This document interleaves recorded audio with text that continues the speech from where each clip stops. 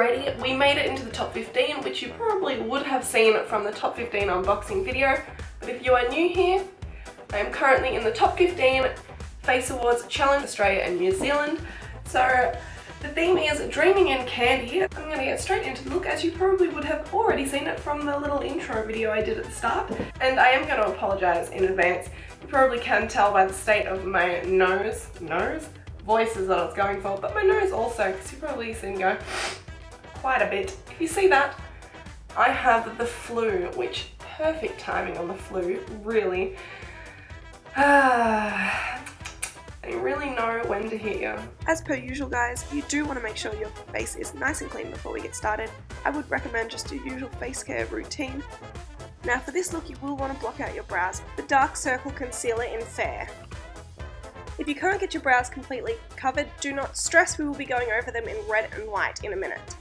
So before I get started with the application, I will show you a quick little how-to of the sculpting. So just with a face cast of yours or whoever you're applying it to, and then build up the shape you want using some clay just to have the smile that you're going for. And once you are happy with how it has turned out, go ahead and insert the teeth into it. These are meant to be jelly beans, and I have just made them out of an air drying foam clay. And once you're happy with that, go ahead and add some texture to the skin just so it blends into your skin a little bit better. Now remember, before casting in plaster, you do want to take these teeth out so they do not get stuck in the plaster mould. So now with equal parts gelatin, glycerin and water, you just want to mix that in a bowl and set it aside to bloom, and microwave it at 10-second intervals until it is melted and nice and clear and runny. And pour it into your mould and place the face cast directly on top of it, making sure it is sitting correctly. Then you want to leave it to dry until the gelatin has set, which can be up to half an hour. And then once it's ready, take it out of the mould and you have yourself your prosthetic.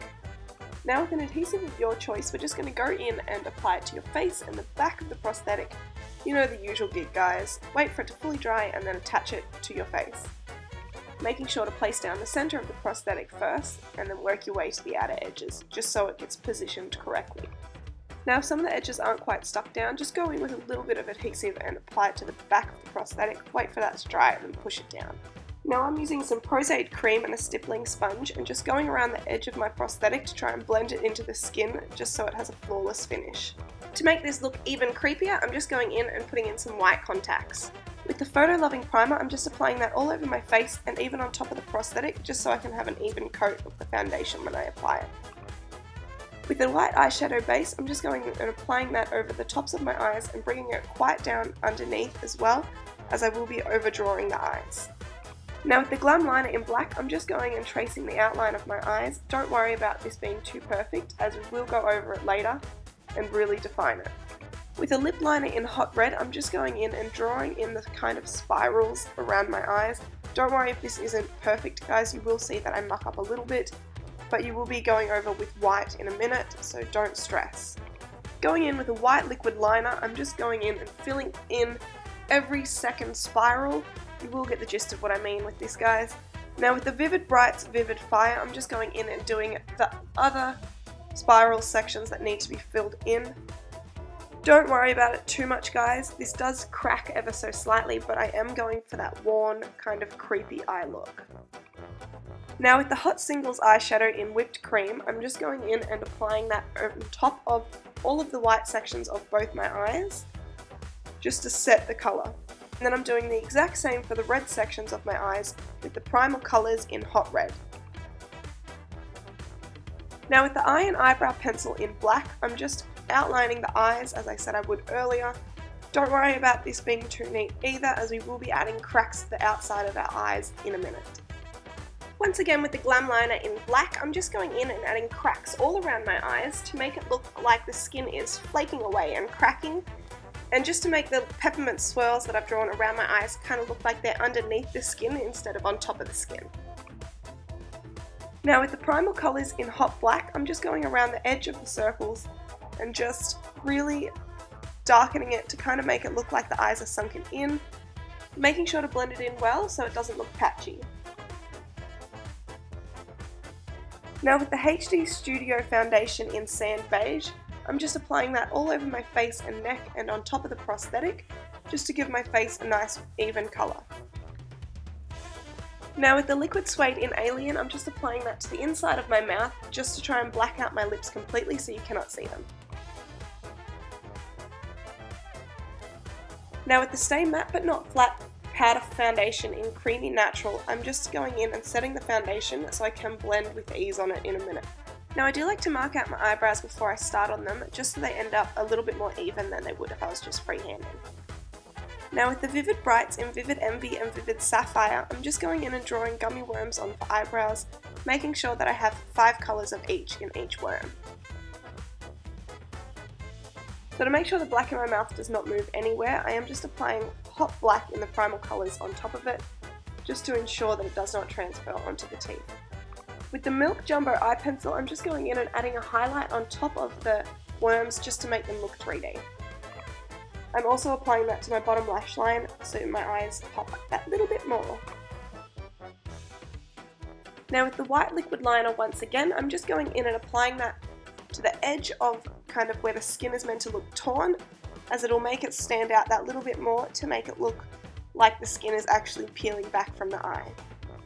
Now with the Hot Singles eyeshadow in Happy Hour, I'm just applying that to just behind where I applied the white as a highlight to add that contrast to it to make it look like it's sunken a little bit, just so it makes it stand out and make it a little bit more realistic as well. Now with the leftover gelatin from the prosthetic, you just want to go in and heat it up and apply the teeth by dipping it in the gelatin and sticking it in the holes that are there for them. With the Happy Hour eyeshadow, once again, I'm just going in and kind of defining my cheekbones and making them look a little bit more gaunt, just to add a little bit more shape to my face.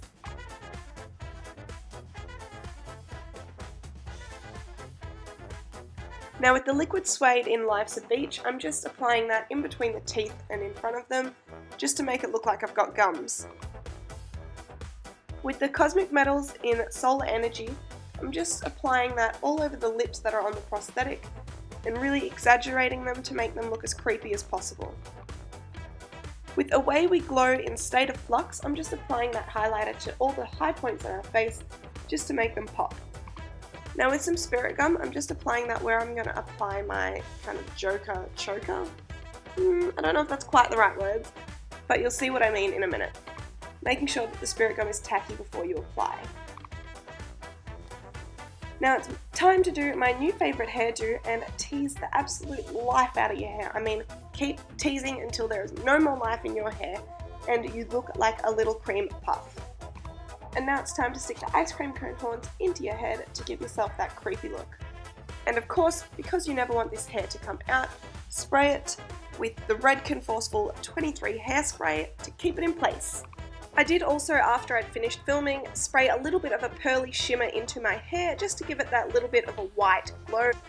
So there we go guys, this is the finished look. This is my take on Dreaming in Candy. I thought dreams aren't always sweet, so let's put a little bit of a creepy twist on it, and I guess you'd call it a little bit of a creepy clown monster. So voting is now open guys, it'll be from the 8th of June to the 12th of June, so please vote for me so we can make it through to the top 6, that would be incredible. But thank you for letting me get this far already, you guys have been nothing but the best. So keep your eyes out for more things to come from me, and I'll leave a link down below for you to vote. You can vote 3 times a day, every day guys, so please vote for me. So I'll either see you in the top 6 or I'll see you next time.